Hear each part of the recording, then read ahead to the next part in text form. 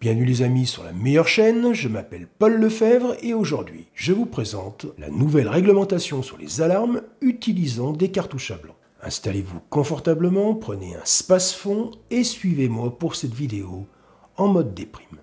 Dans cette vidéo, je vais vous expliquer dans le détail, avec ma clarté légendaire, les nouvelles règles qui s'appliquent à l'achat, à la détention et au transport des alarmes. Alors oui, désolé, j'aurai quelques mauvaises nouvelles à vous annoncer, mais rassurez-vous, il y en aura aussi de très mauvaises. Mais comme d'habitude, avant d'aller plus loin, je tenais à mettre à l'honneur tous mes souscripteurs et mes donateurs de la chaîne. Aussi bien ceux qui me soutiennent par la souscription de la chaîne que ceux qui me soutiennent en passant par Tipeee.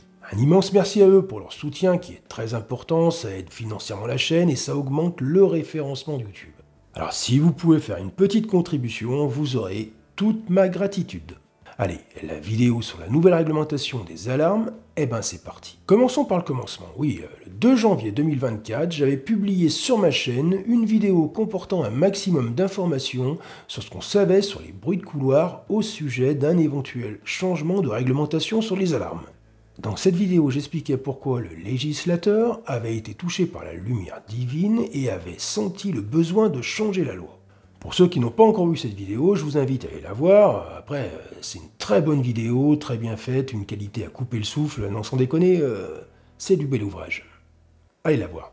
Dans cette vidéo, j'expliquais l'existence de trafic sur les armes basées sur une modification leur permettant de tirer de vraies balles. Et c'est d'ailleurs la raison explicite pour laquelle il a été envisagé de changer la réglementation. À l'époque, dans ma vidéo, aucun élément précis n'était évoqué sur la modification de la réglementation, aucune info sur la catégorie dans laquelle il souhaitait reclasser les alarmes, ni aucun calendrier de mise en application, non que dalle. On savait juste que ça discutaillait.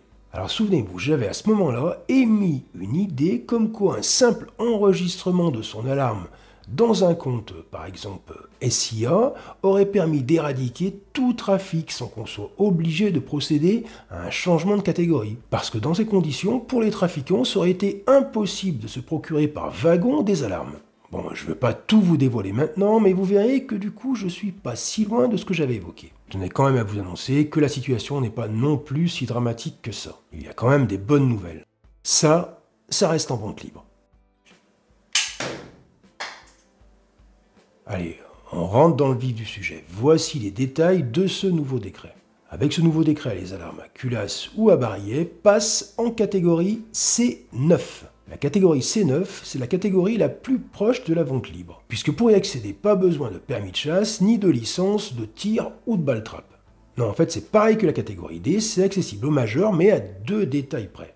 Première différence avec la catégorie D, pour accéder à la catégorie C9, il ne vous faudra pas seulement une pièce d'identité prouvant que vous avez plus de 18 ans, mais il vous faudra aussi un certificat médical du médecin.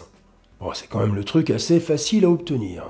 Par contre, ça reste une contrainte de plus. Surtout que le certificat médical que vous devrez fournir devra avoir moins d'1 mois. Date de validité de moins d'1 mois, c'est vrai que ça peut paraître un petit peu dur.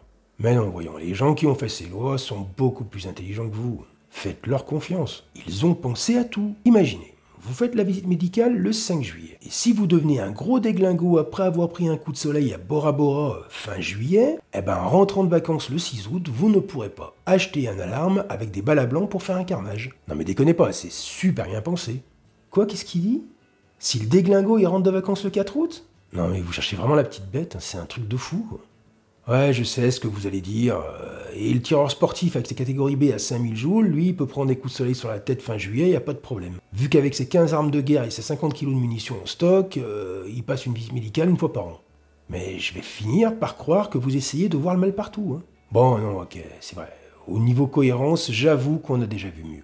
Le gars, s'il veut faire un petit peu collection en achetant 4 alarmes par an, ça lui fait quand même 4 visites chez le médecin. Mais regardez le bon côté des choses, le Gus, médicalement parlant, il sera hyper bien surveillé. Par contre, pour la sécu, c'est vrai que c'est pas un super calcul. Et il reste aussi le problème des desserts médicaux. Les desserts médicaux? Oh putain, j'ai mis un S de trop. Il reste aussi le problème des déserts médicaux. Et là, ça va pas être une mince affaire. Bien entendu, les personnes détentrices d'un permis de chasse ou d'une licence de tir n'ont pas besoin d'un certificat médical pour acheter une alarme, puisqu'ils ont déjà accès à toute l'AC. Oui, souvenez-vous, je vous avais parlé de 2 détails. La deuxième différence de la catégorie C9 avec la catégorie D, c'est qu'il vous faudra créer un compte SIA. Ce qui signifie que les personnes inscrites au fichier Fignada ne pourront pas accéder à cette catégorie. Je vous dis pas le ouf, comme j'aurais flippé qu'un bonhomme inscrit au Fignada puisse acheter un Glock avec des cartouches à blanc. Vous vous rendez compte du danger public du Pécor? Heureusement que le législateur est là pour nous protéger. Les Fignadas ne pourront pas accéder à un alarme 6 mm de starter. Ils seront donc obligés de se rabattre sur un simple Remington à 700 joules.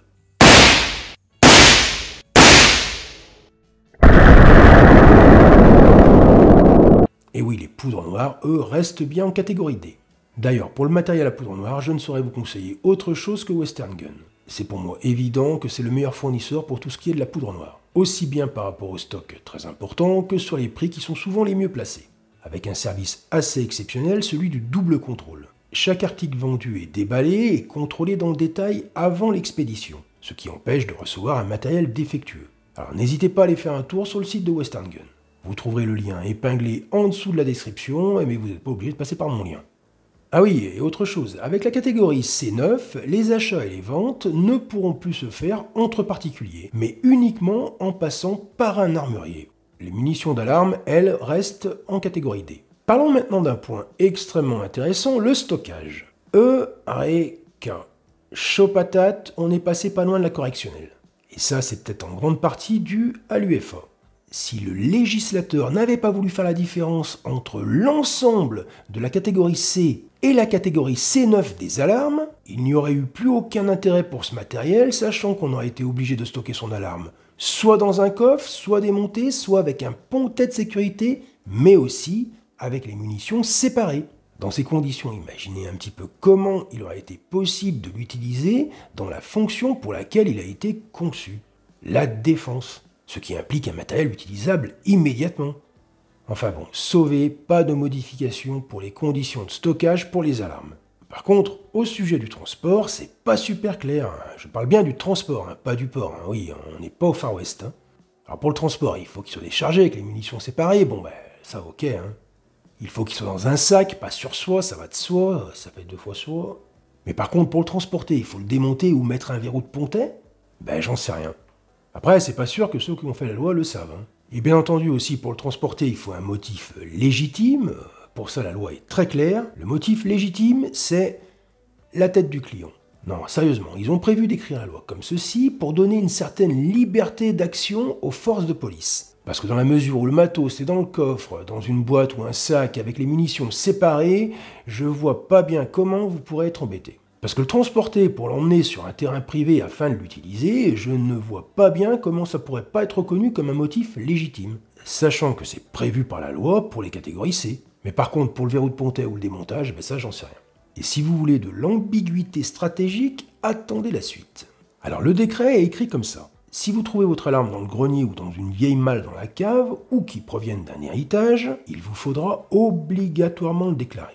Par contre, il n'est pas nécessaire de déclarer les alarmes détenues avant la publication du décret. Oui, vous avez compris l'embrouille là. En gros, si tu avais un Colt 1911 d'alarme dans un vieux carton dans le grenier depuis 1912, mais que tu ne le savais pas, tu dois obligatoirement le déclarer. Par contre, si tu le savais, pas besoin.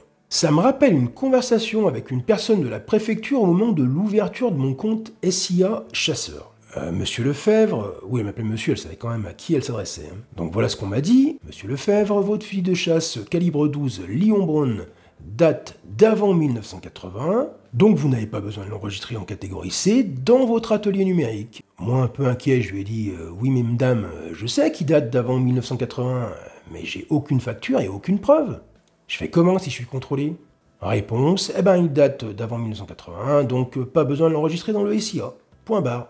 Ouais, là, je me suis dit, non, c'est quoi ce bordel? Je lui ai dit, ok, laissez tomber, on va dire que je me souviens mal et je veux l'enregistrer en passant catégorie C. Et ce que je vous raconte, c'est vraiment du vécu. Non mais sans déconner, comment on peut pondre des lois aussi floues? Moi je sais que mon Lion Brown date d'avant 1980, j'en suis sûr, mais j'ai aucun moyen de le prouver. Comment diable fait un policier pour faire la différence entre moi et mon Lion Brown acheté à la Redoute par mon père en 1977 et un ami qui a acheté lui le même fusil aux 3 petits Suisses en 1981. Comment il fait le policier pour faire la différence? Ben voilà, avec les alarmes achetées avant l'application du décret, ça va être le même bordel. Ou alors vous n'avez pas intérêt à peindre la facture. Surtout un point intéressant à savoir, c'est que vous savez sûrement que les alarmes ont un numéro de série qui est frappé dessus. Le problème, c'est qu'il y a plusieurs fabricants d'alarmes qui mettent exactement le même numéro sur toute la série. Donc c'est pas du tout un vrai numéro de série unique. C'est juste pour faire plus classe, plus vrai. Alors en gros, il sera très difficile de rattacher une preuve d'achat comme une facture sur un matériel. Et pareil pour l'enregistrement de l'alarme dans le compte SIA. Il sera rentré dans une fiche avec un numéro de série correspondant à 10 000 autres alarmes. Pour finir au sujet du décret, sachez que les alarmes de signalisation comme les lance-fusées de détresse de bateaux ou les alarmes à un coût de collection ne changent pas de catégorie et resteront alors en catégorie D. En conclusion, ce qu'il faut savoir, c'est qu'il s'agit d'un décret national et non européen. Mais au vu de la situation, il est très fort probable de voir tous les autres pays européens s'aligner rapidement sur la France au sujet de cette nouvelle réglementation. Et donc le paysage de l'industrie de la fabrication d'alarmes va fortement être transformé. Il est évident qu'une fois que tous les pays européens seront alignés sur la France, des fabricants comme Humarex par exemple ne vont pas investir un budget important dans le développement de ce type de produit alors que les ventes vont être divisées peut-être par 10. On verra alors sûrement disparaître bon nombre de références. Et dorénavant, on ne devrait pas avoir beaucoup de nouveautés arriver au catalogue. Par contre, et pour les mêmes raisons, il devrait y avoir quelques bonnes affaires à faire, car les stocks des armuriers vont être beaucoup plus difficiles à écouler. Au passage, je m'inquiète un petit peu pour les petites armeries, cette nouvelle réglementation risque de leur donner le coup de grâce. Oui, parce que perdre 30% de son chiffre d'affaires, ça peut représenter la fin de la rentabilité des petits commerces. Et du coup, la fermeture définitive. Je tenais à remercier l'association UFA qui a énormément œuvré pour limiter un maximum la rigueur de cette réglementation. Sans l'UFA, les alarmes seraient sûrement soumises exactement aux mêmes règles d'achat et de stockage que n'importe quelle autre catégorie C. D'où l'impossibilité de s'en servir pour la défense, car le matériel pour la défense doit être prêt immédiatement. Voire même pire, sans l'UFA, ça aurait carrément pu passer en catégorie B, ce qui aurait abouti à la disparition totale des alarmes. Donc un grand merci à l'UFA pour l'ensemble de son travail. Alors si vous voulez les soutenir, n'oubliez pas d'adhérer à l'UFA. Bon, maintenant passons aux points positifs et aux points négatifs de cette nouvelle réglementation. Alors les points positifs, c'est vite vu, il n'y en a pas. Et pour les points négatifs, c'est toute la vidéo. Bon désolé les amis pour toutes ces mauvaises nouvelles, courage et soyez forts. Je vous propose de nous recueillir une minute pour nos droits tombés sur le champ de bataille. Ils se sont battus avec force et courage, mais l'ennemi était trop puissant et sans pitié. À nos droits, tombés trop tôt.